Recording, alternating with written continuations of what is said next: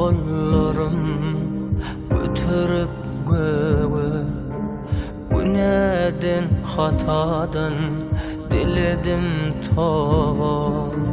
Yalqaycı yaradan ey bar Hudayım, nurana seherden yolladı pekli. Canımız, ruhumuzun mahbubi, yalqaycı yaradan ya Perverdigar.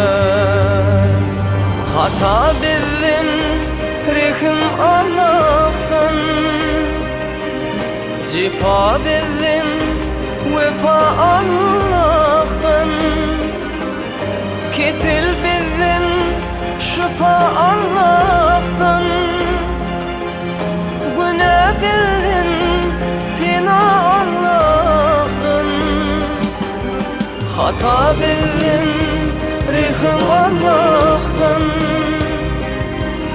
cipa bizim, vefa Allah'tan. Kesil bizim, şüpha Allah'tan. Günah bizim, pina Allah'tan.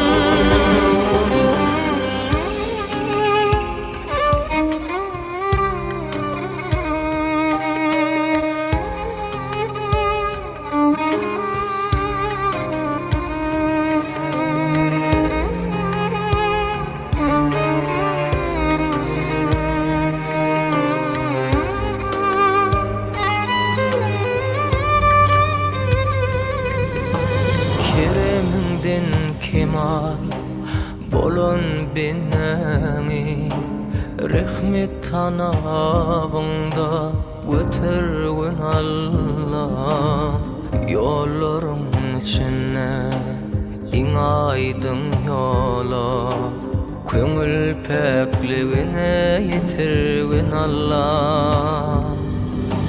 Canımızın, ruhumuzun mahbubi, yalqaycı yaradan ya Perverdigar. Hata bizim, rehim Allah'tan, cipa bizim, vefa Allah'tan. Kesil bizim, şüpha Allah'tan. Günah bizim, pina Allah'tan. Hata bizim, rehim Allah'tan, cipa bizim, vefa Allah'tan.